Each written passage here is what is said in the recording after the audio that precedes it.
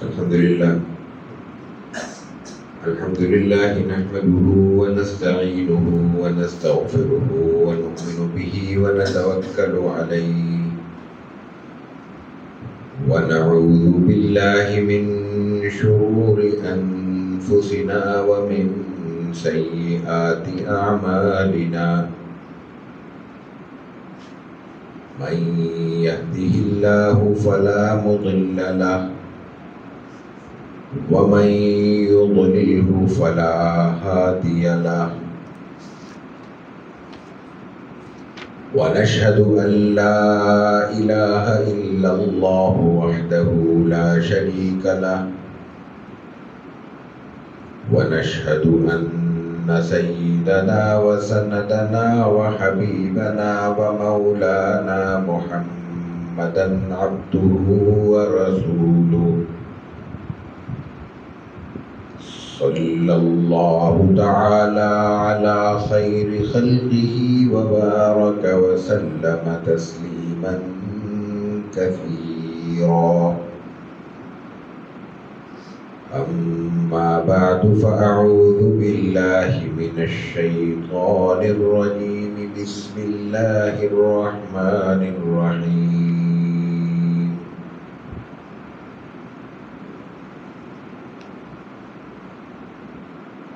لقد كان لكم في رسول الله أسوة حسنة صدق الله العظيم وصدق رسوله النبي الكريم ونحن على ذلك لمن الشاهدين والشاكرين والحمد لله رب العالمين.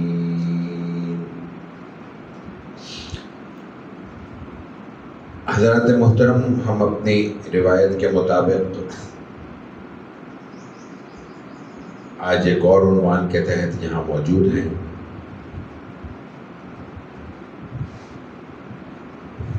لیکن آج کا عنوان ذرا مختلف ہے. ہماری اس نوعیت کی مجالس میں عام طور پر کسی عنوان کا تعارف مقصود ہوتا ہے، علوم اسلامی کے کسی پہلو سے کچھ گفتگو مقصود ہوتی ہے. آج ایسا نہیں ہے. ہم ایک عرصے سے اس کوشش میں مصروف ہیں کہ سیرت طیبہ کے حوالے سے سنجیدہ مطالعے کا ماحول پیدا کیا جائے اور خاص بنیادی مصادر سیرت سے واقفیت حاصل کرنے والے لوگوں کی تعداد میں اضافہ ہو. ہر فن کچھ اصولوں پر کھڑا ہوتا ہے اور کچھ مصادر پر اس کی بنیاد ہوتی ہے.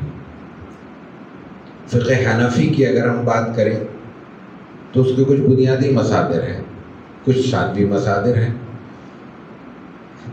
دونوں کو اگر درمیان سے حذف کر دیا جائے تو فقہ حنفی قائم نہیں رہتی. فن حدیث اپنے تمام مکاتب فکر کے ساتھ کچھ کامن اصولوں پر کھڑا ہے. وہ اصول اگر حذف کر دیے جائیں تو ہر شخص آزاد ہوگا کہ جس حدیث کو چاہے قبول کر لے، جس کو چاہے رد کر دے، جیسا کہ عام طور پر ہمارے ہاں جمہور سے ہٹ کر رائے قائم کرنے والوں نے کیا. تو فن حدیث باقی نہیں رہے گا. اسی طرح علم سیرت یا علوم سیرت کچھ اصولوں پر کھڑے ہیں اور کچھ مصادر پر کھڑے ہیں. آج کی نشست میں نہ اصولوں کی بات ہوگی نہ مصادر کی، لیکن عمومی طور پر اصول سیرت اور مصادر سیرت کو جانے بغیر کسی بھی کتاب سیرت کو لے کر کچھ پڑھ دینا، کچھ بیان کر دینا بالکل عوامی سطح کے اجتماعات کے لیے بھی مفید ہونے سے زیادہ نقصان دہ محسوس ہوتا ہے. لیکن خاص طور پر، ویسے عمومی طور پر تو ہم اس وقت علوم و فنون اسلامی کے حوالے سے ہمیں مان لینا چاہیے بہت زیادہ تساہل کا شکار ہے، لیکن خاص طور پر چونکہ سیرت طیبہ کو نہ کبھی پڑھا گیا ہمارے نصابی سلسلوں میں، نہ کبھی پڑھایا گیا، اس کی وجہ سے اس کے معاملے میں بہت زیادہ تساہل مزاجوں میں پایا جاتا ہے، اور ایک عام رائے، عین ممکن ہے کہ یہ رائے آپ میں سے بھی کچھ کی ہو، یہ ہوتی ہے کہ سیرت تو ایک عام سی بات ہے، میں بھی پڑھا لوں گا، آپ بھی پڑھا لیں گے، کوئی بھی پڑھا لے گا، سیرت ہے تو ہمارے یہاں یونیورسٹیز میں، بلکہ کالجز میں، بلکہ اس سے بھی نیچے اسکولز میں دو سبق ہمیشہ، دو اسباق انتہائی مظلوم ہوتے ہیں، ایک پاکستانی اسٹڈیز، ایک اسلامیات۔ جو نکمہ ترین شخص ہوگا اس کا کہیں گے یہ تو اسلامیات ہے، کوئی بھی پڑھا لے گا۔ ارے بھائی، اسلامیات اتنا سستا سبجیکٹ ہے، کوئی بھی پڑھا لے گا، اور اس سے زیادہ پھر ظلم یہ ہوتا ہے کہ مطالعہ پاکستان، اس میں ہے کیا ہے، پڑھا لے۔ نتیجہ یہ ہے کہ ہمارے اسکولوں، مدرسوں، مسجدوں سے نکلنے والے طلباء دنیا کی جتنی چاہے معلومات رکھتے ہوں، پاکستان کے متعلق ان کی معلومات اور تحریک پاکستان کے متعلق ان کی معلومات بالکل نہیں ہوتی، اور اپنی عمر کے آخری حصے میں پہنچ جانے والے حضرات کو بھی قیام پاکستان کے مقاصد کے حوالے سے کوئی ذہن میں یکسوئی نہیں ہوتی۔ ان کا مطمع نظر جو بھی ہو، لیکن معلومات کا ذخیرہ وہی ہے جو فیس بک پہ اٹھ پٹانگ جملے چل رہے ہیں، اور چونکہ جس جملے میں کاٹ زیادہ ہو، مسالہ زیادہ ہو، وہ زیادہ لوگوں کو اپنی طرف کھینچتا ہے۔ ایک معقول بات معقول لہجے میں آپ کسی ٹون میں ہم بات کر دیں، آپ 100 دفعہ ہماری ویڈیو پھینک دیں سوشل میڈیا پہ، کوئی اٹریکٹ نہیں کرے گا، اور شروع میں دھاڑتا ہوا، چلاڑتا ہوا، 2-3 حضرات کو برا بھلا کہتا ہوا میں کوئی بات کہوں گا، ہاتھ پیر ہلا رہے ہیں، مائک وائک توڑ رہے ہیں، تو جناب وہ 2 منٹ میں وائرل ہو جائے گی۔ خیر وہ الگ موضوع ہے۔ تو سیرت طیبہ کو سمجھنے کے لیے جو ہماری کوشش ہے وہ یہ ہے کہ اصول بھی ہمارے پیش نظر ہوں، اور جب اصول پیش نظر ہوں گے تو پھر جو سیرت شروع سے لکھی گئی ہے ان میں بڑی بڑی کتابوں کے مناہج اور اسالیب بھی پیش نظر ہوں گے، اور پھر جب اصول، مناہج، اسالیب پیش نظر ہوں گے تو پھر اس سے ہمیں بنیادی مصادر کا بھی علم ہوگا۔ لیکن آج کی نشست کچھ اور ہے، یہ صرف تمہیداً میں نے اس لیے عرض کیا کہ یہ سب جاننے کے بعد پڑھنے والے، یا کم از کم ان اصولوں کی روشنی میں لکھی جانے والی کتب سے استفادہ کرنے والے حضرات زیادہ بہتر انداز میں سیرت پڑھا سکتے ہیں۔ اس وقت شاید یہ بات بھی کسی کے ذہن میں آئے تو میں یہ بھی یہیں واضح کر دوں، اس وقت آج کل کے حالات میں خصوصاً پاکستان میں ایک اچھی بات یہ ہے کہ بہت سے ادارے اور شخصیات نے سیرت اور فروغ سیرت کو اپنا اوڑھنا اور بچھونا قرار دے دیا۔ وہ مسلسل اس پر کاوشیں کر رہے ہیں، نشستوں کا اہتمام ہو رہا ہے، تربیت اساتذہ کا اہتمام ہو رہا ہے، مدارس، عمومی ادارے، یونیورسٹیز، جامعات تک یہ سلسلہ چل رہا ہے۔ بعض بڑے اداروں نے باقاعدہ سیرت پڑھانے والے ماسٹر ٹرینرز کی ٹریننگ کا بھی اہتمام شروع کیا ہے، اس کی کئی نشستیں ہو چکی ہیں، ایک آدمی ہمیں بھی جانے کا موقع ملا، یہ ایک اچھی بات ہے، یہ ایک الگ شعبہ ہے، پہلو ہے۔ لیکن اس کا ایک کمزور پہلو بھی ہے، جو چیز جتنی پھیلتی ہے اتنی ہی اس میں لوگوں کی دلچسپی بڑھتی ہے، لیکن جتنی دلچسپی بڑھتی ہے اس قدر ان لوگوں کی طلب کو پورا کرنے کے لیے ہمارے پاس عموماً تیاری نہیں ہوتی۔ یعنی ابھی 20 آدمیوں کو سے بات کرنی ہے، ہم یہاں آگے چلیں، لیکن پورے پاکستان میں ایسے کتنے لوگ ہونے چاہیے؟ ظاہر ہے کہ ہمیں سینکڑوں تو چاہیے، ہزاروں نہ ہو تو، کیا موجود ہیں؟ یہ اتفاق کرنا مشکل ہے کہ سینکڑوں افراد ایسے موجود ہوں گے جو سیرت بیان کریں اور مطلب مصادر اور ان تمام اصول اور ضابطوں کے مطابق جانتے ہوں۔ اب اس کا نتیجہ کیا ہوگا کہ طلب جب موجود ہوگی تو خلا پیدا ہوگا، اور جب خلا پیدا ہوتا ہے تو وہ خلا پور کرنے کے لیے اگر اس سطح کے لوگ موجود نہیں ہوتے تو وہ پھر معاشرہ خلا ایسے کم سطح کے لوگوں سے پر کرتا ہے جو وہاں کے اہل نہیں ہوتے۔ مثلا ہم نے طے کر لیا کہ ایک خاص سطح کے لوگ ایک اسکول کے سربراہ ہوں گے، اور ہم نے 100 اسکول کھڑے کر دیے۔ 50 اسکول کے لیے ہم نے اس سطح کے سربراہان تیار کر رکھے تھے، 50 میں تو وہ آ گئے، 50 اسکول خالی تھے، ہم نے کہا اسے نیچے کی سطح کے لے لو، تو معیار گر گیا، کمزوری پیدا ہو گئی۔ جب اس سطح سے نیچے کے لوگ آئیں گے تو ظاہر ہے کہ وہ اس طرح پرفارم نہیں کر سکیں گے جس طرح تیار شدہ سربراہان اسکول اپنے اداروں میں پرفارم کر رہے ہوں گے۔ یہ دوسری چیز ہے جس سے ہمیں یہ معلوم ہوتا ہے کہ ہمیں ابھی سیرت کے اساتذہ کی ضرورت ہے۔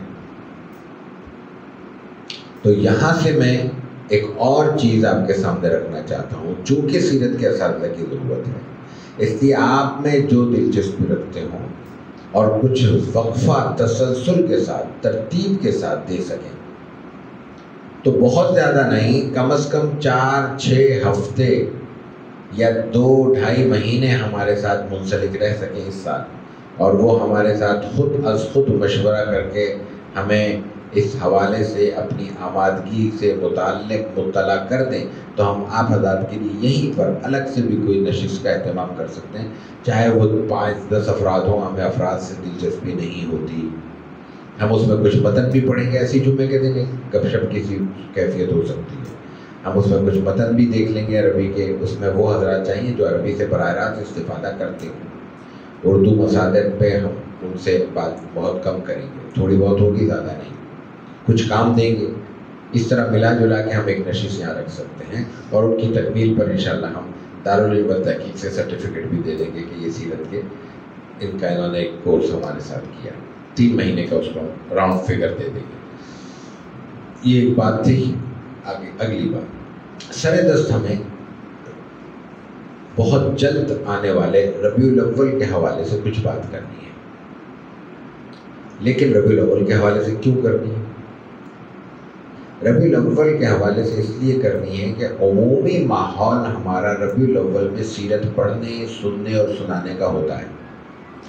جب کہیں کوئی چیز ماحول میں موجود ہو اور اس کے لیے ایکسیپٹنس ہو، شعوری طور پر قبول کرنے کا رویہ موجود ہو، تو اس کو معاشرتی طور پر قبول کرنا چاہیے، فرقہ وارانہ سوالات کو نظر انداز کر کے۔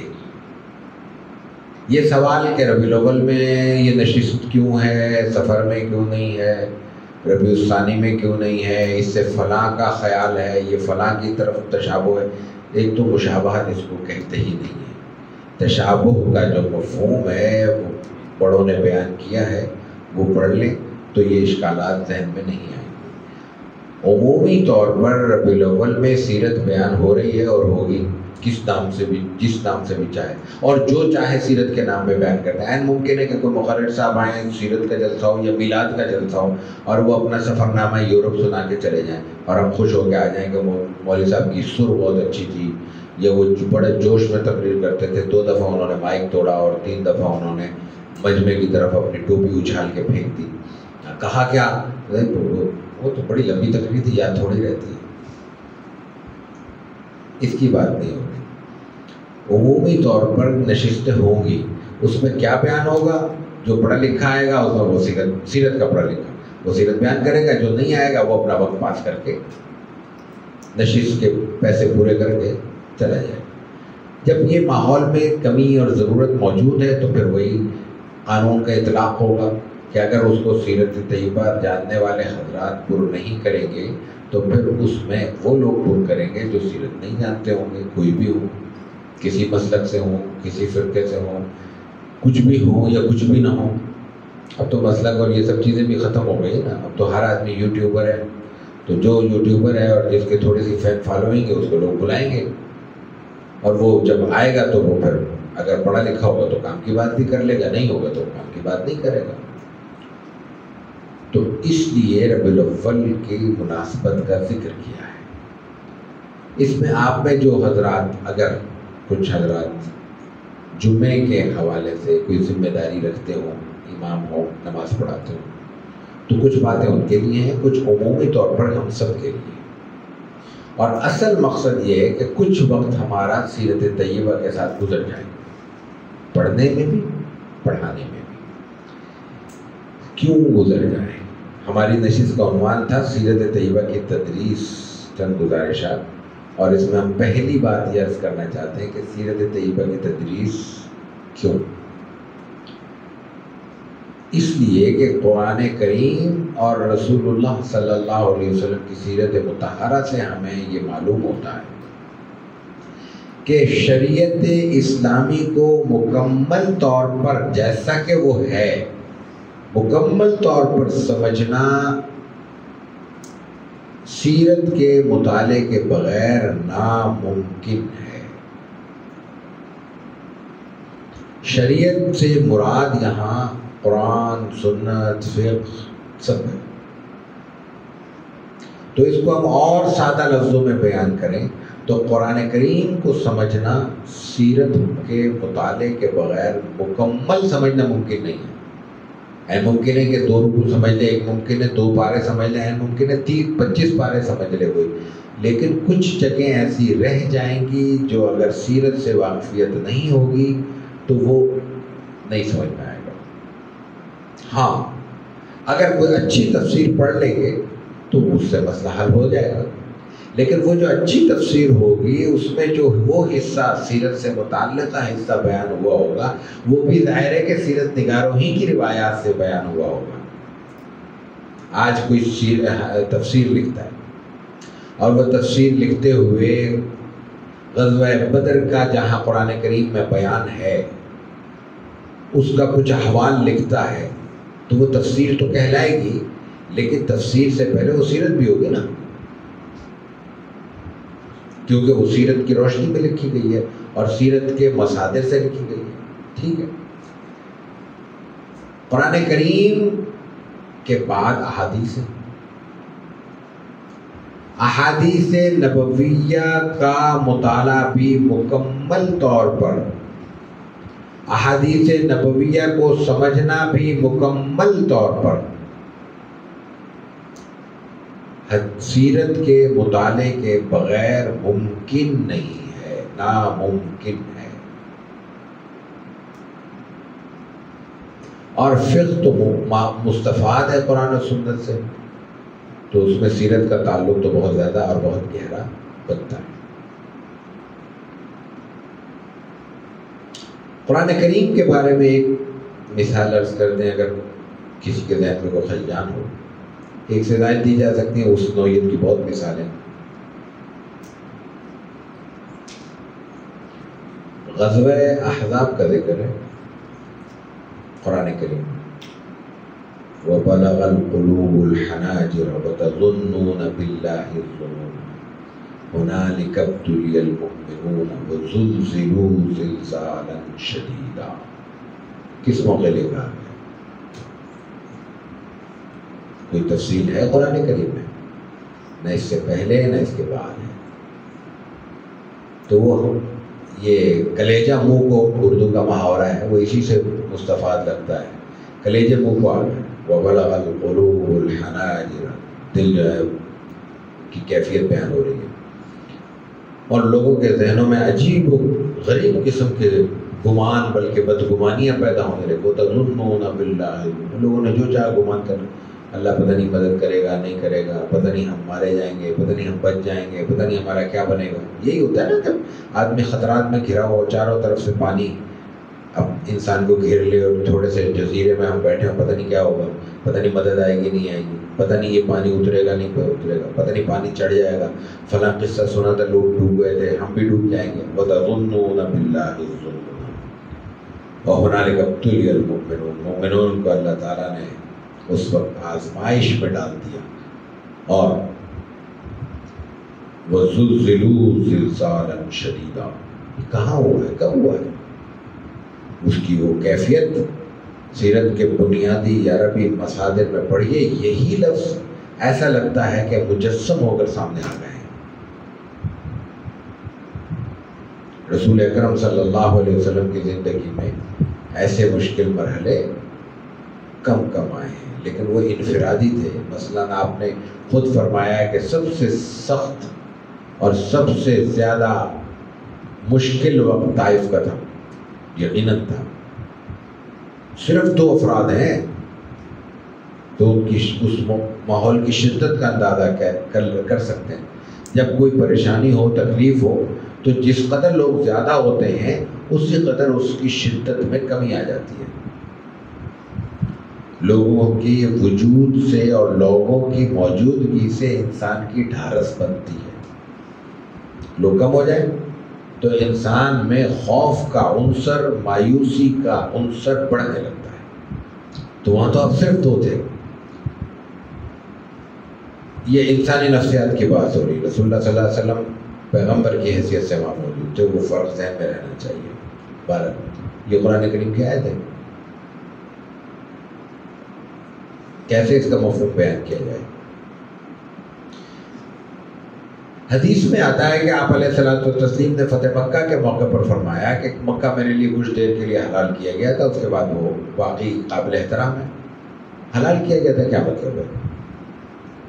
لوگ عام طور پر یہ خیال کیا جاتا ہے کہ وہ حلال کیا گیا تھا کہ وہ لڑائی ہوئی، تو لڑائیاں تو اس کے بعد بھی ہوئی ہیں، لیکن اللہ کی طرف سے اجازت صرف ایک بار صرف اللہ کے نبی کو ملی ہے، لیکن یہ بات مکمل نہیں۔ کیوں ملی، کیسے ملی، کب ملی، ذکر نہیں ہے۔ کب کا تھوڑا سا یہ تعصب بہرحال پختہ ہو جاتا ہے کہ فتح مکہ کی بات ہے، اصل قصہ یہ ہے نہیں۔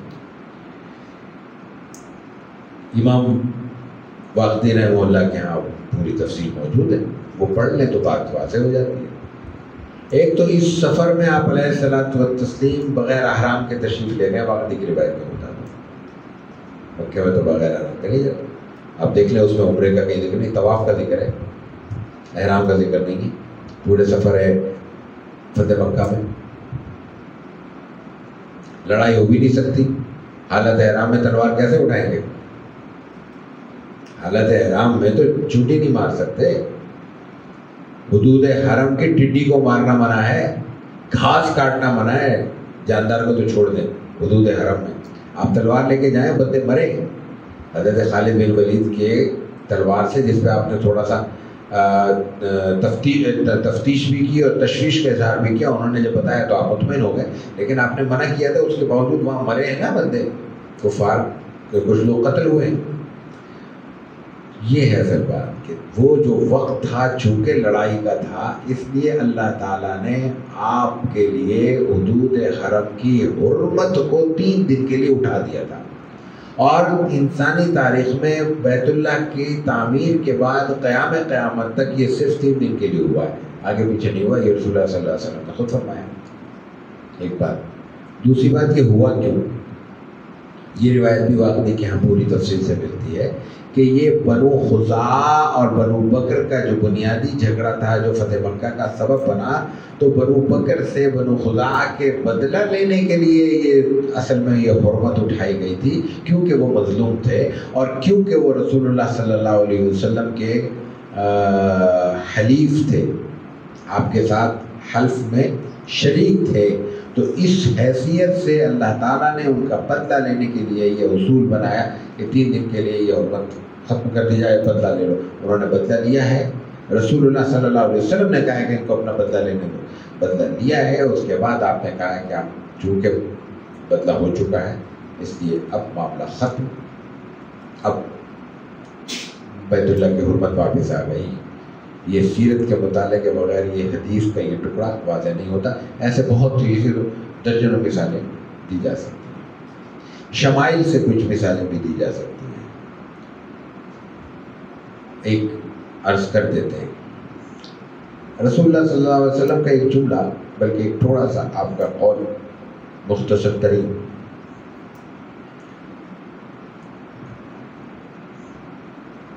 عام طور پہ بیان کیا جاتا ہے، ہم بیان بھی کرتے ہیں، سنتے بھی ہیں۔ کہ سرکہ بہترین سالن ہے. آپ کا کیا خیال ہے کہ اس کا کیا مفہوم ہے؟ بہترین سالن ہے تو اگر کہیں بریانی رکھی ہو کراچی کی ستھری بچیا کی بریانی صاف بہترین بنی ہوئی تو وہ چھوڑ کے آپ سرکہ کھائیں گے؟ سرکے سے روٹی کھائے گا؟ یا کسی بھی مطبخ کو کہہ دیا جائے کہ چونکہ یہ حدیث میں آیا ہے رسول اللہ صلی اللہ علیہ وسلم کا قول مبارک ہے تو جناب ایک ہفتے پورا سرکہ ملے گا روٹی کے ساتھ، خشک روٹی کے ساتھ، گرم روٹی کے ساتھ بھی نہیں، خشک، بلکہ اس میں ایک اور شرط بھی ہے، جو کی روٹی کے ساتھ. تو گندم تو نہیں تھی وہ، گندم کی روٹی تو نہیں ہوتی. کریں گے عمل سنت پہ؟ اچھا ٹھیک ہے، نہیں کریں گے ہم، یہی ہوگا نا، نہیں ہو رہا عمل نہیں کریں گے تو منکر سنت ہے. لگاؤ فتویٰ. اصل قصہ یہ ہے نہیں، اور یہ جو بات میں آگے عرض کرنے جا رہا ہوں یہ ایک روایت میں بیان بھی نہیں ہوئی، ایک حدیث میں یہ بات نہیں ہے. اس کے لیے یوں سمجھ لیجئے کہ کوئی 10-15 روایتوں کا خلاصہ ہے، اور کچھ چیزیں ان روایتوں کے تناظر میں ایک ماحول کے ذریعے ہمیں سمجھ میں آتی ہے. یعنی ہم سوچتے ہیں کہ یوں ہوا ہوگا تو یہ آپ نے فرمایا ہوگا. آپ علیہ الصلوۃ والتسلیم کا معمول یہ ہے کہ صبح میں، رات میں آپ علیہ الصلوۃ والتسلیم کا معمول پڑھتے ہیں کہ طویل تہجد پڑھتے ہیں، پیروں میں ورم آ جاتا ہے. جب اتنی طویل ریاضت ہوگی تو بھوک تو لگے گی. اس کے بعد آپ کا معمول کیا ہے کہ تھوڑا سا آرام کرتے ہیں، بہت ہلکی سی کمر ٹیکتے ہیں، پھر مختصر سے 2 رکعت پڑھتے ہیں، پھر طویل فجر پڑھاتے ہیں. وہ فجر یہ ہماری والی نہیں ہے کہ سورج نکلنے سے 5 منٹ پہلے مصلی پہ کھڑے ہوئے، 3 منٹ میں فجر پڑھی اور 1 منٹ میں دعا کی اور ادھر سورج نکل آیا. نہیں، آپ علیہ الصلوۃ والتسلیم کے جو نماز کی تفصیلات آپ کی احادیث میں موجود ہیں اس کے مطابق کبھی آپ سورہ بقرہ اور سورہ آل عمران بھی پڑھتے ہیں. اگر سورہ بقرہ ہی پڑھیں تو کتنا وقت چاہیے ہوگا، اور پھر تلاوت ہے رسول اللہ صلی اللہ علیہ وسلم کی.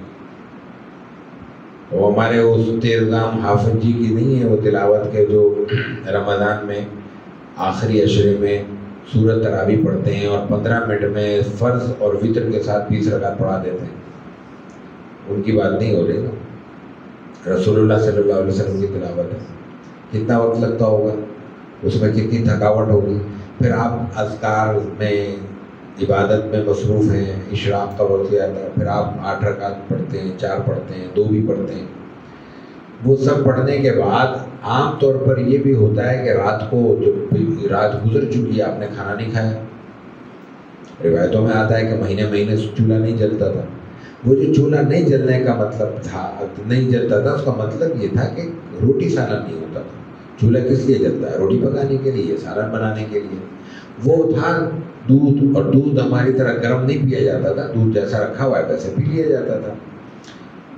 کھجور گرم کرنے کی ضرورت ہی نہیں ہے، پکانے کی چیز ہی نہیں ہے. وہ کھجور لی، کھا لی. ستو پانی میں گھولا، گلاس پی لیا. سادگی کا زمانہ تھا، قناعت کا زمانہ تھا. تو وہ یہ ان چیزوں سے وہ اپنی تسلی بھی کر لیتے تھے اور پیٹ بھی بھر جاتا تھا. لیکن بہرحال پیٹ بھرنے کا یہ چیزیں زود ہضم بھی تو ہیں. یہ کوئی بہت بھاری غذا تو نہیں ہے کہ ایک وقت کھا لیا تو 10 گھنٹے 12 گھنٹے بھوک نہیں لگے گی. ستو کا گلاس پی لیں 2-3 گھنٹے آدمی کو بھوک نہیں لگے گی، لیکن بھوک لگے گی بھی تو صحیح نا، بٹ جلدی لگتی ہے. تو آپ علیہ الصلوۃ والتسلیم میں عین ممکن ہے رات کو بھی کھانا نہ کھایا ہو، اور اس سے پہلے بھی پتہ نہیں کب سے آپ کا فاقہ ہوگا. اس کیفیت میں آپ کو یہ بھی معلوم ہے کہ گھر میں کچھ نہیں ہے، کیونکہ گھر میں ہوتا تو رات کو مل جاتا. رات سے صبح تک کوئی آیا ہی نہیں ہے تو کچھ آنے کا کیا سوال، کچھ کھانے کا کیا سوال. تو اس کیفیت میں آپ گھر جانے کے بجائے حضرت ام ہانی کے گھر گئے. ام ہانی کون ہے؟ حضرت علی کی بہن، آپ کی چچا زاد بہن. اچھا ام ہانی کے گھر کیوں گئے؟ اس کو سمجھنے کے لیے پھر ایک اور روایت دینی چاہیے ہمیں. یہ ابو طالب کی صاحبزادی ہیں. جناب ابو طالب کے ہاں رسول اللہ صلی اللہ علیہ وسلم نے ایک بڑا وقت گزارا ہے. اور جناب ابو طالب کے بارے میں تو 2 روایتیں ہیں کہ وہ ایمان لائے یا نہیں لائے. بخاری کی روایت ہے کہ آپ ایمان نہیں لائے تھے، لیکن ان کی اہلیہ محترمہ حضرت فاطمہ رضی اللہ تعالیٰ عنہ مسلمان ہو گئی تھی. ان کے بارے میں روایت موجود ہے. یہ آپ کی چچی ہے. حضرت فاطمہ سے حضور کا تعلق ایسا ہے کہ جب ان کی وفات ہوئی تو جیسے ہمارے ہاں عمومی طور پہ ہر طرح کا جملہ زبان سے ادا کر دیا جاتا ہے چھوٹے بڑے کا خیال رکھے بغیر، تو اس وقت بھی کسی نے اس طرح کی بات کہہ دی کہ بھئی یہ ایک عربی کا جو سینس ہے وہ میں اردو میں منتقل کر رہا ہوں کہ یہ اس بڑھیا کا آپ کو بڑا غم ہو رہا ہے مرنے کا. یہ بوڑھی خاتون وفات پا گئے، بس ٹھیک ہے، دنیا میں رخصت ہوتے رہتے ہیں لوگ، آپ کو بڑا غم ہے. تو اس وقت آپ علیہ الصلوۃ والتسلیم نے فرمایا اچھا وہ بات گھر کی بات ہے، بچپن کی بات ہے، تو وہ ہر ایک کو علم نہیں ہوگی کہ آپ کا کیا تعلق ہے. تو انہوں نے کہا کہ یہ جو خاتون تھی یہ میری چچی تھی، اور ان کا معمول یہ تھا کہ یہ اپنے بچوں کو بعد میں کھلاتی تھی، پہلے مجھے کھلاتی تھی. یہ اپنے بچوں کو بعد میں سلاتی تھی، پہلے مجھے سلاتی تھی. یہ اپنے بچوں کو بعد میں نہلاتی دھلاتی تھی، پہلے مجھے نہلاتی دھلاتی تھی. یہ میری چچی تھی، یہ میری ماں تھی.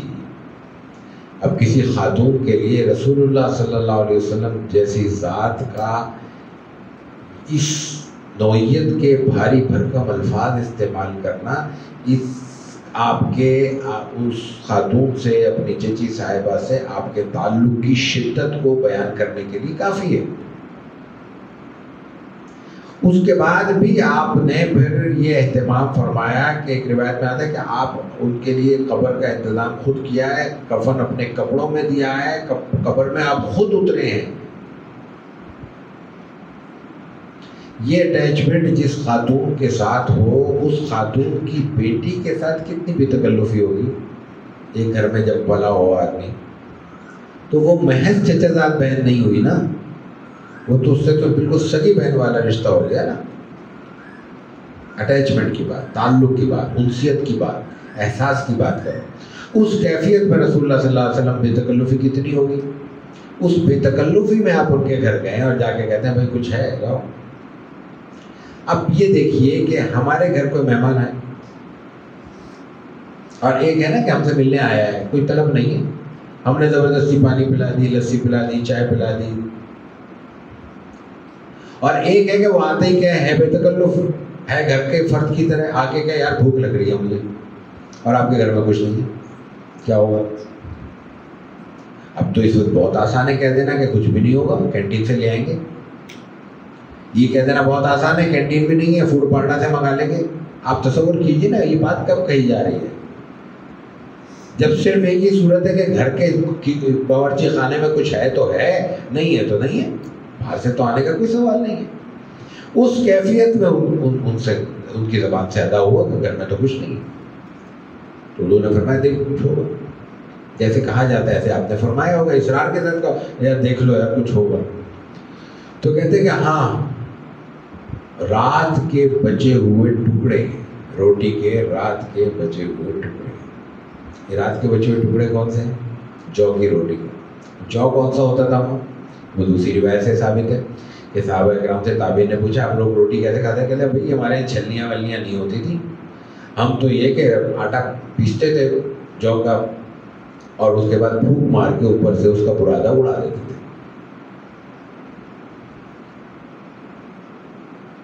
اب مجھے بتائیے جو کا آٹا اور اتنا دردرا آٹا، اتنا موٹا آٹا، اور اس کی روٹی، اور وہ روٹی رات کو بنی ہے اور صبح تک وہ خشک ہو چکی ہے، کھائی جائے گی؟ میں آپ کو پورے یقین، آپ میں سے کسی نے تجربہ نہیں کیا ہوگا، میں آپ کو پورے یقین سے کہتا ہوں کہ وہ اگر اس کا آدھا ٹکڑا، آدھی روٹی اگر ہم کھا لیں تو کئی روز تک ہمارا گلا کچھ اور غذا کھانے کے قابل نہیں رہے گا، ساری نالی چھل جائے گی. سخت ہے. اور اس کو سمجھنے کے لیے کبھی تھوڑا سا تجربہ کر لیجیے گا، تازہ گرم روٹی کھا کے دیکھ لیجیے، خشک کا اندازہ خود ہی ہو جائے گا. اب اس کیفیت میں آپ نے کہا کہ اس کو ساتھ کچھ، اب یہ اتارے کیسے نیچے؟ کچھ ہے اتارنے کے لیے نیچے؟ کرنے کے لیے، کوئی سالن وغیرہ. یہ ہندی والے اس کے لیے بہت اچھا لفظ بولتے ہیں. اس کو کہتے ہیں، سالن کو کہتے ہیں بھوجن گھسیٹ. بھوجن گھسیٹ، گھسیٹنا تو سمجھتے ہی ہیں سب. تو بھوجن کیا ہوتا ہے؟ بھوجن روٹی. تو بھوجن گھسیٹ، روٹی کو گھسیٹ کے اندر اونڈیلنے والی چیز ہے کوئی؟ تو انہوں نے کہا کچھ نہیں ہے. کہ دیکھو کچھ ہوگا. کہا سرکہ پڑا ہے تھوڑا سا، سرکہ ہے. تو رسول اللہ صلی اللہ علیہ وسلم نے فرمایا لے آؤ بہترین سالن ہے. یہ پس منظر ہے. یہ پس منظر کیسے معلوم ہوا؟ مختلف احادیث کا میں نے عرض کیا نا کہ یہ ایک روایت نہیں ہو سکتی. یہ 15-20 روایتیں پیش نظر رکھی جائیں گی تو یہ پس منظر نکلے گا. اس میں بھی کچھ باتیں ریکارڈڈ ہیں، کچھ باتیں ہم نے پورے اس سے تصور کر کے اخذ کی ہیں کہ یوں ہوا ہوگا، واللہ اعلم. ٹھیک ہے، یہ ہے مطالعہ سیرت کی ضرورت و اہمیت. اب یہ مطالعے کی اہمیت ہر ایک کے لیے ہے. قرآن کریم نے فرمایا لقد کان لکم فی رسول اللہ اسوۃ حسنہ. اب اسوہ حسنہ اگر ہے قرآن کریم کے بیان کے مطابق تو وہ ہر ایک کے لیے. یہاں پہ تحدید نہیں ہے کہ یہ بڑوں کے لیے، چھوٹوں کے لیے، امیروں کے لیے، غریبوں کے لیے، مرد کے لیے، عورت کے لیے، اگلوں کے لیے، پچھلوں کے لیے، کہیں نہیں ہے. تو اب ہمیں غور کرنا چاہیے کہ یہ جو مطالعہ سیرت کی ضرورت و اہمیت ہے، ایک تو یہ یقین کرنا چاہیے کہ یہ سب کے لیے ہے، پھر غور کرنا چاہیے کہ ان سب سے کیا مراد ہے. سب سے یہ بھی مراد ہو سکتا ہے کہ عہد نبوی کے سب، کیونکہ اس وقت آپ موجود ہیں. اور اس کی طرف اشارہ قرآن کریم کی دوسری جگہ بھی ہوتا ہے. وہ بڑا عمومی سا بیان ہے قرآن کریم کا، اور وہ بیان ہے ما آتاکم الرسول فخذوہ وما نہاکم عنہ فانتہوا. لیکن معاملہ یہاں تک نہیں ہے. قرآن کریم میں ایک جگہ اور فرمایا گیا. قرآن کریم میں فرمایا گیا کہ فَإِن تَنَازَعْتُمْ فِي شَيْءٍ فَرُدُّوهُ إِلَى اللَّهِ وَالرَّسُولِ إِن كُنتُمْ تُؤْمِنُونَ بِاللَّهِ وَالْيَوْمِ الْآخِرِ. ان کنتم تؤمنون کا مطلب کیا ہے؟ مطلب یہ ہے کہ تم مومن کی حیثیت اپنے ذہن میں رکھنا چاہتے ہو اور مومن کی حیثیت سے مرنا چاہتے ہو، تو تمہارے لیے صرف ایک راستہ ہے کہ اپنے مابین موجود مابہل اختلاف کو، اپنے تنازعات کو اللہ اور اللہ کے رسول صلی اللہ علیہ وسلم کی طرف لوٹاؤ. اس کے علاوہ تمہارے پاس کوئی چارہ نہیں ہے. یہاں حسر کی کیفیت موجود ہے. شرط اور جزا کا ماحول پیدا کر کے یہاں اللہ تعالیٰ نے حسر پیدا کیا. اس کے علاوہ اور کوئی صورت نہیں. کیا صورت ہے؟ کہ فردوہ الی اللہ والرسول. اب ردو الی اللہ اور ردو الی الرسول کیا ہوگا؟ اللہ کی طرف لوٹائیں. ہمارا اختلاف ہو گیا ربیع الاول میں ہمیں سیرت کا پروگرام کرنا ہے نہیں کرنا. ردو الی اللہ کیا ہے؟ اللہ میاں کے پاس جا کے پوچھیں. تو جب پوچھنے جائیں گے اللہ میاں کے پاس تو واپس نہیں، اللہ میاں کو واپس نہیں بھیجتے. تمہارا سیرت کا جلسہ تو گیا. چلے تو جائیں گے، واپس کیسے آئیں گے؟ الی اللہ والرسول، اور اللہ کے رسول کی طرف کیسے؟ تو اس سے مراد معلوم ہوا کہ یہ تو نہیں ہے کہ جو ہم عموماً سمجھتے ہیں کہ ردو الی الچودھری، ردو الی الفلاں. یہ تو نہیں ہوا ہے. اس کا مطلب یہ ہوا کہ اللہ کے کلام سے حاصل کرو کوئی بھی اختلاف ہو، اور اللہ کے رسول کے کلام سے وہ اضافہ اخذ کرو اور اس سے استفادہ کرو. تو اللہ کے رسول، اللہ کی کلام تو واضح ہو گیا نا. اللہ کے رسول سے مراد پر اللہ کے رسول کی سیرت ہوگی. اس لیے کہ سنت بھی اس میں شامل ہے، لیکن سنت اسپیسیفک ہو جاتی ہے. سنت کی تعریف سن لیں، پڑھ لیں تو اندازہ ہو جاتا ہے کہ وہ خاص طور پر تشریعی امور کے لیے ہے. لیکن سیرت تو ان تکوینی امور میں بھی رہنمائی کرتی ہے جس کا ایک پہلو ہماری زندگی سے تعلق رکھتا ہے. مثلا یہ تکوین ہے کہ ہمیں تھکاوٹ ہوتی ہے. یہ تشریعیات نہیں ہے، یہ تکوینیات ہے. مجھے پیاس لگ رہی ہے، تکوین میں ہے نا. انسان کے جسم میں یہ حیثیت رکھ دی گئی ہے کہ وہ بولے گا، استعمال ہوگا، باہر جائے گا، گھومے گا، وقت گزارے گا، پیاس لگے گی. اس تکوین میں ایک تشریعی پہلو چھپا دیا گیا ہے کہ تکوین کے اس تقاضے پر جب عمل کیا جائے گا تو شریعت کے احکامات لاگو ہوں گے. وہ کیا ہے؟ وہ یہ ہے کہ مجھے یہ پکڑنا ہے تو میں نے سیدھے ہاتھ میں پکڑنا ہے. پینے کے لیے 3 سانس کم از کم لینے چاہیے، اور پینے سے پہلے بسم اللہ پڑھ لینی چاہیے۔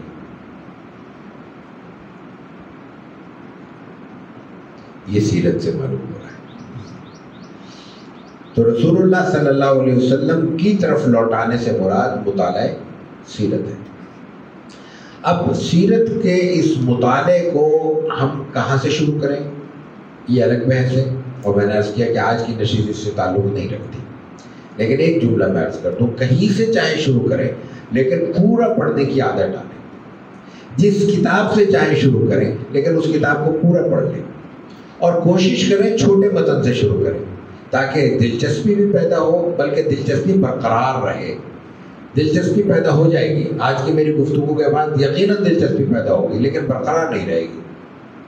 یہ مزاج ہے انسان کا۔ اس کو برقرار رکھنے کے لیے ایسا آغاز درکار ہے کہ وہاں سے خود وہ کتاب دلچسپی پیدا کرے۔ تو ایسی کتاب شروع کریں جو دلچسپی کو آگے بڑھائے اور برقرار رکھے۔ پھر دوسرا مرحلہ آئے گا کہ اس مطالعے اول کی روشنی میں سیرت کے کسی بنیادی مصدر کو لے کر اپنے مطالعے کو مستند کریں۔ عام طور پر ہم تجویز یہ کیا کرتے ہیں کہ سیرت ابن ہشام کو پڑھ لیں، لیکن ذرا بڑی کتاب ہے، 1200-1400 صفحے کم از کم بنتے ہیں مختلف ایڈیشنز میں۔ ابن ہشام کی وہ پوری کتاب کو 1400 1300 1200 صفحے سن کر ہی عربی میں ہیں، تھوڑا سا آدمی کو ایک اپنی کمزوری کا احساس ہونے لگتا ہے، پتہ نہیں پڑھ پائیں گے نہیں پڑھ پائیں گے، تو اس سے بہتر ہے کہ 250-300 صفحے کی کوئی متن لے لیں۔ تو ہماری 4ویں صدی سے لے کر 7ویں صدی تک کئی متن ایسے آئے ہیں جو اچھے ہیں، کچھ چیزوں میں کمی بیشی ہے، ہر بات میں اختلاف نہیں ہے۔ جو باتوں میں تھوڑی بہت کمی بیشی ہے وہ جب مطالعہ آگے بڑھے گا از خود وہ چیزیں دور بھی ہو جائیں گی، اور کوئی سیرت کے سبجیکٹ کا آدمی ہو تو اس سے مشورہ کر کے آپ اپنے مطالعے کو مزید مضبوط بھی کر سکتے ہیں۔ ان میں 4ویں صدی کے 2 بزرگ ہیں، ایک تو ہے ابن حزم، ان کی جوامع السیرہ ہے، مختصر کتاب ہے، اور ایسی 4ویں صدی کے ایک اور بزرگ ہیں ابن عبد البر، مشہور آدمی ہیں، دونوں مشہور شخصیت ہیں۔ ابن عبد البر کی کتاب ہے الدرر فی، ان کا نام ہی ہے کہ الدرر فی اختصار المغازی والسیر۔ مقدمہ اگر اس کا اور صفحہ فہرست کے اور آخر میں اشاریوں کے صفحات اگر حذف کر دیے جائیں تو 250 صفحے کی بھی کتاب نہیں ہے، تو بہت آسانی کے ساتھ وہ پڑھی جا سکتی ہے۔ اردو میں سیرت النبی علامہ شبلی نعمانی کے پہلے 2 حصے پڑھ لیے جائیں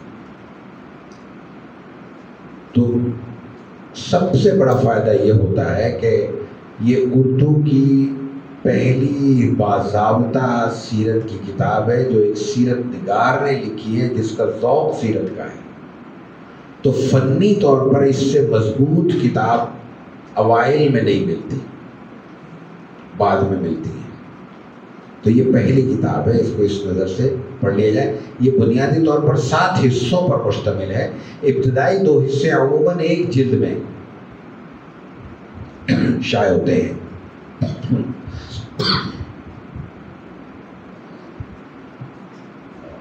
اس لیے اس ایک حصے کو پڑھ لینا کافی ہوتا ہے، مطلب 2 حصوں کو یکجا جو ایک جلد ہے اس کو پڑھ لینا کافی ہوتا ہے۔ خیر، اس کے علاوہ بہت سی کتابیں جو آج ہمارا موضوع نہیں، مطالعہ سیرت کی ان چیزوں کو، ان کتابوں کو، ان تعارف کو کسی وقت اور کر لیں گے۔ پہلے بھی ہم نے 1-2 بار یہاں بات کی ہے۔ اصل چیز یہ ہے کہ اب اس وقت خاص طور پر ربیع الاول کے حوالے سے ہمیں کیا کرنا چاہیے۔ 3 الگ الگ بلکہ 4 الگ الگ نوعیتوں کی گزارشات میں کرنا چاہتا ہوں۔ پہلی تو یہ ہے کہ کچھ وقت لازم کر لیں ایسے کہ ہم نے سیرت کو دینا ہے، 10 منٹ سے لے کر 1 گھنٹے تک، اور یہ کوئی بڑا وقت نہیں۔ کوشش کر لیں کہ وہ پڑھیں، کتاب پڑھیں۔ یوٹیوب پہ جا کے سننے کی بات نہیں کر رہا ہوں، پڑھنے کی بات کر رہا ہوں، کتاب سے تعلق قائم کریں۔ اور کوشش کریں کہ کوئی کتاب آپ کے پاس ہم وقت موجود بھی رہے. ہوتا یہ ہے کہ جب کتاب نہیں ہوتی تو پڑھنے کا داعیہ بھی پیدا ہوتا ہے تو نہیں پڑھ پاتے. تساہل یہ پیدا ہو گیا کہ اچھا ہے وہ نیٹ پہ دیکھ لیں گے. نیٹ نہیں چل رہا, ڈاؤن لوڈ نہیں ہو رہی, PDF نہیں کھل رہی, 5 منٹ 4 منٹ آدمی کچھ ٹرائی کرتا ہے چھوڑ دیتا ہے. لازم تو ہے نہیں. خوراک کے تقاضوں کی طرح تو نہیں ہے کہ لازماً کھانا کھانا ہی ہے, کچھ نہ کچھ کھانا ہی ہے, یہ تو ہوگا نہیں. تو اس کے لیے آسان کیا ہے, یہ ہے کہ کتاب کوئی نہ کوئی اپنے پاس رکھیں. ایک آدھ کتاب اپنی پسند کی خرید بھی لیں. ایک آدھ دن کی بریانی, ایک آدھ دن کا برگر کا ناغہ ہو جائے تو کوئی حرج نہیں ہے. دوسرا مرحلہ ہے پڑھنے کے بعد پڑھانے کا, لیکن یہ صرف ان سے ہے تقاضا جو پڑھ چکے ہوں. ہاں, اس میں ہم نے ایک اور آسانی کی بات کی ہے. ابھی چند دن پہلے بھی ایک ساتھی کہہ رہے تھے کہ یہ بات نہ کرو, لوگوں کا ذہن کہیں اور جاتا ہے. میں نے کہا مسئلہ یہ ہے کہ اس میں قباحت بھی ہے اور اس میں ضرورت بھی ہے. ضرورت میری نظر میں قباحت سے زیادہ ہے. قباحت میری ذات تک ہے, ضرورت سیرت کی ہے, تو میں اپنے قباحت جھیلنے کو تیار ہوں, بات ضرور کروں گا. وہ بات کیا ہے, سیرت پر بہت کتابیں, اردو میں 10,000 سے زائد چھپی ہوئی کتابوں کا ڈیٹا ہمارے پاس ہے. ہم نے جامع اردو کتابیات سیرت میں جو پچھلے سال شائع کیا ہے, 1 سال سے زائد کتاب کو شائع شدہ ہو گیا ہے, اس میں 10,047 اندراج ہے. اور اس کے بعد چھپتے چھپتے ہی کتابیں کئی ہمارے نظر میں آ چکی تھی. 500-700 تو اضافے مزید ہو بڑے آسانی سے ہو جائیں گے, شاید زیادہ ہو جائیں گے. لیکن درسی نوعیت کی کتاب ایسی کہ جو ہم کوئی رابعہ, خامسہ, سادسہ یا یہ کہ BS کی سطح کے کسی طالب علم کے لیے ریکمنڈ کر سکیں, میری نظر میں نہیں. جو سیرت کے مجموعی تاثر کو پیدا کرنے میں کامیاب ہو. اگر ہے کوئی تو کسی میں شمائل نہیں ہے, کسی میں سیرت نگاری کا کوئی تذکرہ نہیں ہے, کسی میں مطالعہ سیرت کی اہمیت نہیں ہے وغیرہ. ان چیزوں کو دیکھتے ہوئے ہم نے کتاب مرتب کی ہے مطالعہ سیرت تاریخی ترتیب سے. یہ کل صفحات اس کے شروع کے بھی صفحے نکال دیں تو 320 کے قریب اور 32 سبق ہیں. یہ میں ان حضرات کے لیے کہہ رہا ہوں جو سیرت بیان کرنا چاہتے ہیں لیکن ان کا خیال یہ ہے کہ سیرت کا مطالعہ ان کا اس سطح کا نہیں ہے جو بیان کر سکتے. تو ان کے لیے ہماری تجویز یہ ہے کہ اس کتاب کو پڑھ لیں اچھی طرح. جس حصے میں اشکال ہو اس پر بات کر سکتے ہیں, ہم سے بھی پوچھ سکتے ہیں, کسی اور سے پوچھ لیں. کوئی بات سمجھ میں نہیں آ رہی, بالکل زبان سادہ رکھی ہم نے, آسان ہے. تو 32 اسباق کو 32 نشستوں میں بیان کر دیں. اچھا, آپ کا خیال ہے کہ 32 اسباق 32 نشستیں سننے والے لوگ نہیں ہوں گے, ہو سکتا ہے ایسا ہو, لیکن ماحول بنتا ہے تو مل جاتے ہیں لوگ. زیادہ نہیں ملیں گے نا, تو مجمع عام ذہن میں نہ رکھیں, جلسہ عام ذہن میں نہ رکھیں. 32 اسباق کو 2 میں بھی ضبط کر سکتے ہیں, یعنی ایک سبق کی جگہ 2 سبق کر لیں.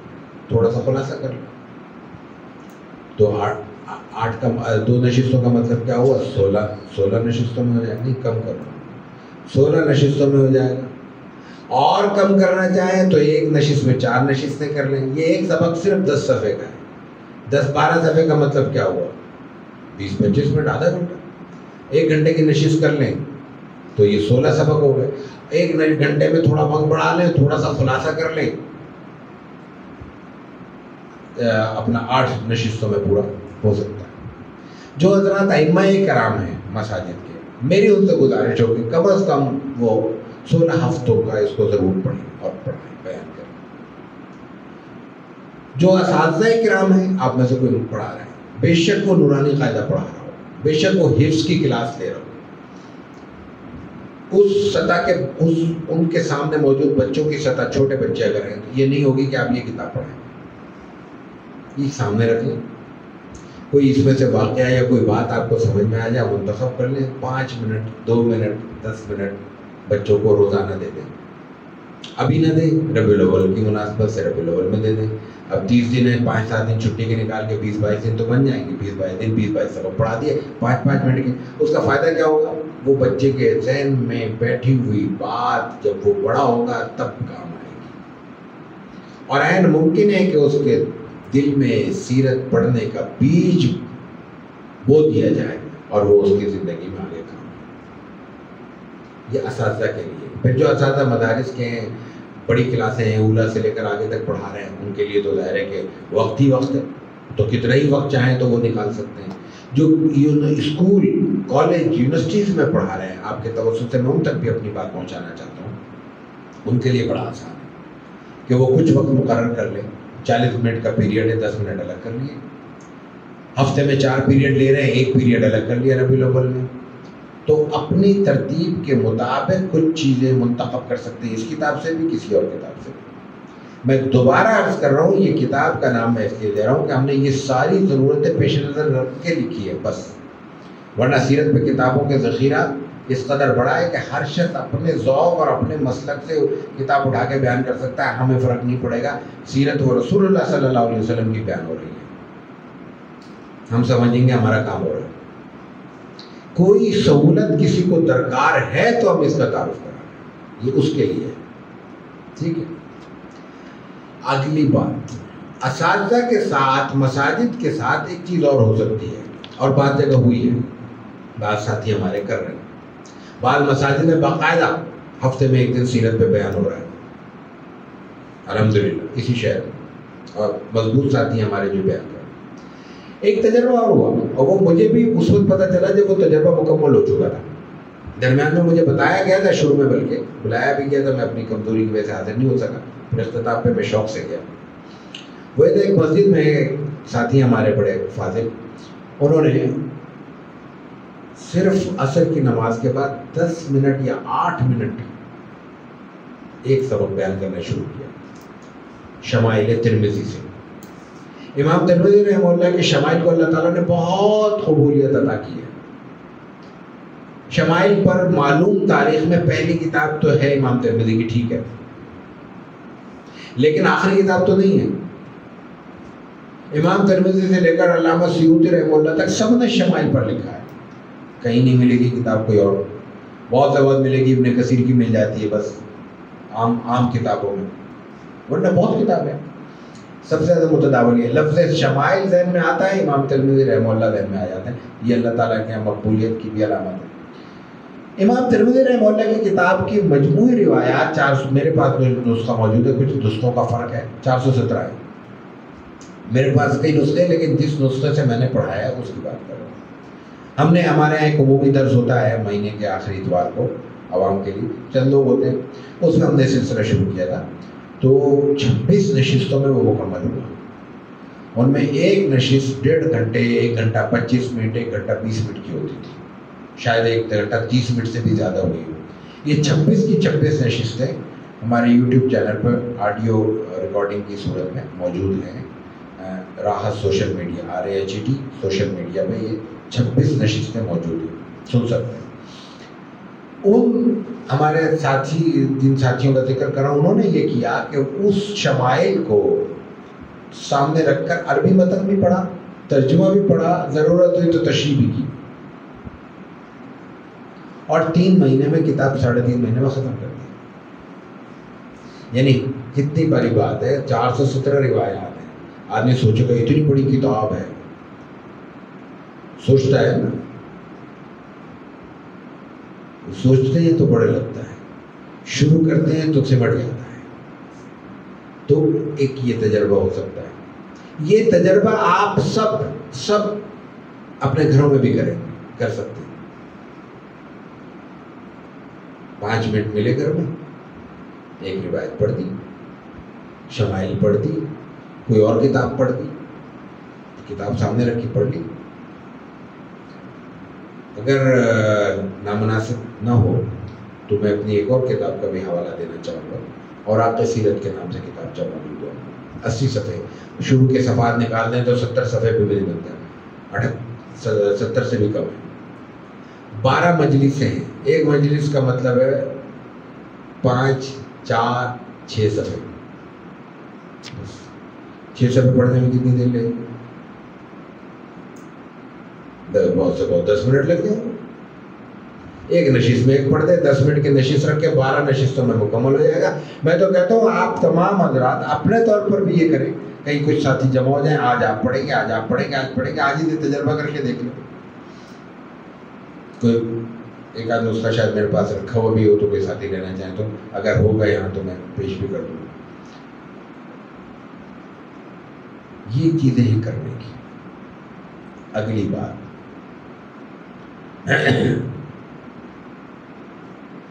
ہم اس موقع پر ان تمام حضرات کے لیے جو کہیں پہ بھی اس کتاب سے تدریس کرنا چاہ رہے ہیں، پڑھائیں گے، پڑھا رہے ہیں، اس کتاب کو پیش نظر رکھا، بے شک اس میں وہ اپنا خلاصہ کر رہے ہیں، ایک نشست میں پڑھا رہے ہیں، ایک نشست کو 2 میں کر رہے ہیں، 2 نشست کو 1 میں کر رہے ہیں، وہ پوری کتاب سے گزار لیتے ہیں۔ اور وہ کوئی ایسا گروپ ہے طلباء کا، اساتذہ کا، علماء کا، ائمہ مساجد کا، جن کو یہ بھی دلچسپی ہے کہ اس نشست کے بعد یعنی مکمل کرنے کے بعد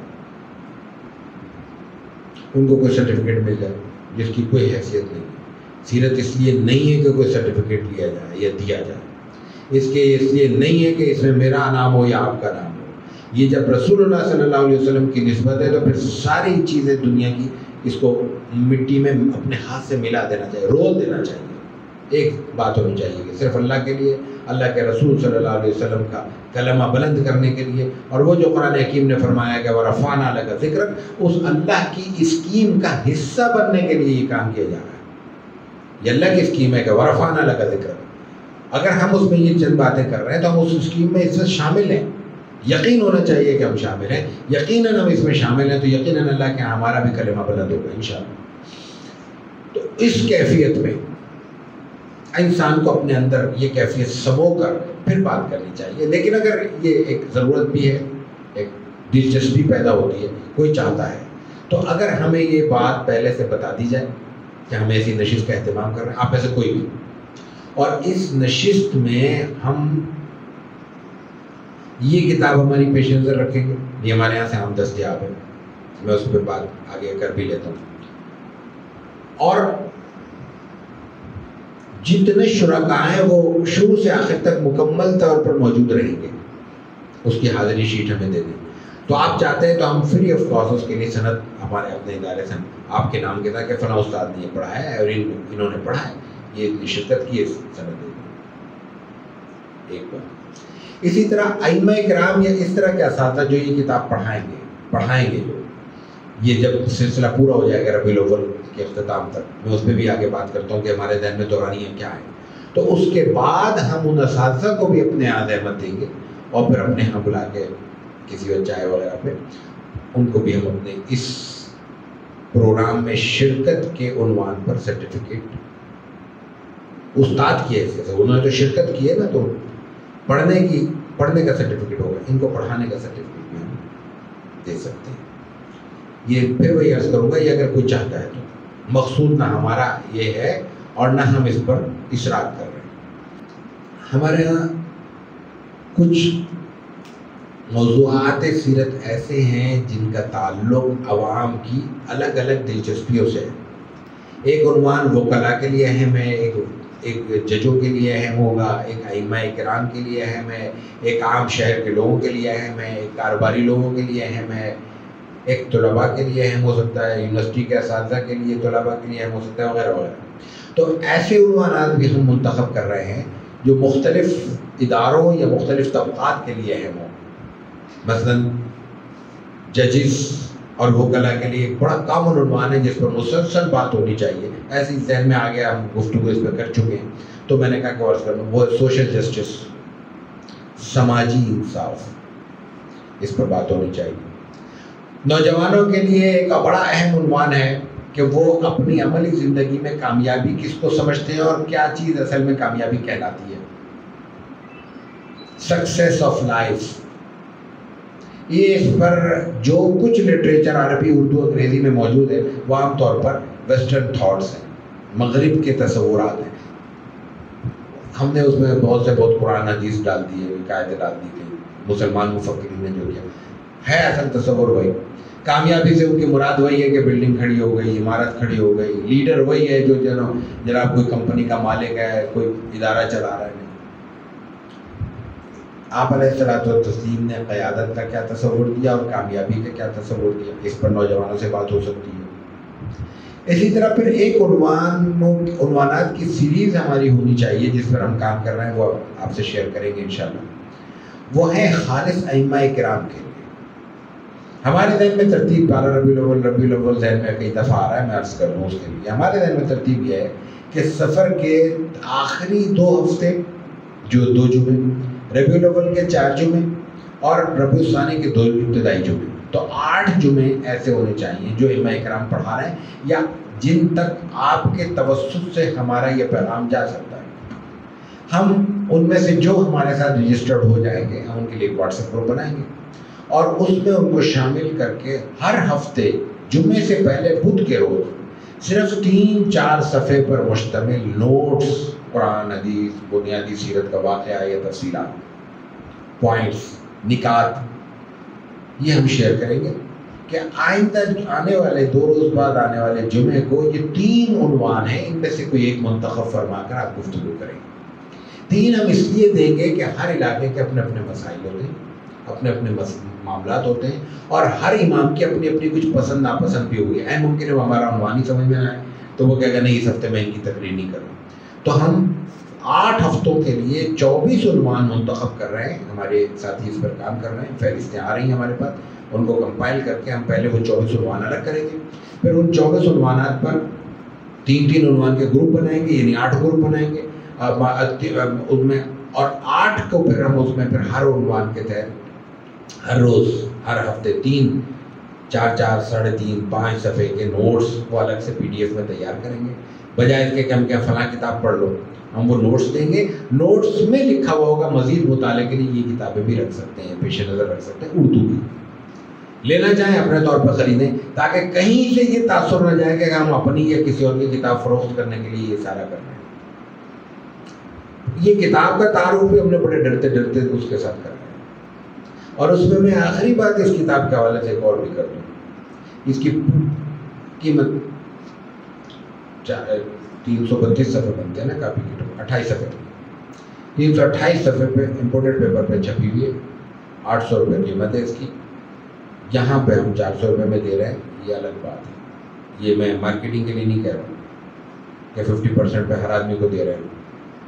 میں کچھ اور عرض کر رہا ہوں، کوئی ساتھی یہ کہتا ہے کہ میرے پاس 400 بھی نہیں ہے، وہ خاموشی سے آ کے مجھ سے کتاب لے جائے، وہ میری طرف سے ہوگا، ادارہ ہمارا ٹرسٹ ہے، وہ افورڈ نہیں کر سکتا اتنی عیاشی۔ یہ 2-4 ساتھی اگر کوئی چاہیں گے تو وہ میں اپنی طرف سے ان کو پیش کر دوں، تاکہ آخری خدشہ بھی یہ ذہن سے نکل جائے کہ یہ ہم نے آپ لوگوں کو اس لیے بلایا کہ میں اپنی کتاب بیچوں۔ ٹھیک ہے، جو اب اہم ترین بات ہے وہ یہ کہ جو استاد کی حیثیت سے کہیں پہ بھی پڑھانے میں ہماری آج کی گفتگو کے بعد دلچسپی رکھتے ہیں، اور جو امام ہیں پہلے سے اور وہ ہماری اس بات کو سمجھ رہے ہیں، یا تیسرا وہ جو آپ کے ذہن میں کوئی امام آپ کے دوست سے ساتھی ہیں پڑھا رہے ہیں، استاد ہیں آپ کے ساتھی ہیں وہ پڑھا رہے ہیں، آپ ان کو کہہ سکتے ہیں، وہ آپ کی بات بھی مان سکتے ہیں، ان کے لیے ہم نے ایک رجسٹریشن فارم چھوٹا سا رکھا ہے تاکہ آپ کا صرف نام اور پتہ اور ڈیٹا آ جائے، مسجد کون سی ہے، مدرسہ کون سا ہے، جہاں کریں گے کام، جہاں پڑھیں گے، جہاں پڑھ رہے ہیں اس سے دلچسپی نہیں ہمیں، جہاں پڑھائیں گے وہ ادارے کا نام، واٹس ایپ نمبر صرف ان حضرات کے لیے جو واٹس ایپ یوز کرتے ہیں، ہم کال اٹینڈ نہیں کریں گے، ہم اتنی کالیں سننے کے لیے ہمارے پاس وسائل نہیں، افراد نہیں، سب اپنے اپنے طور پہ مصروف ہیں، اور ہمارے یہاں جو بھی کام کر رہے ہیں وہ سب رضاکارانہ کام کر رہے ہیں۔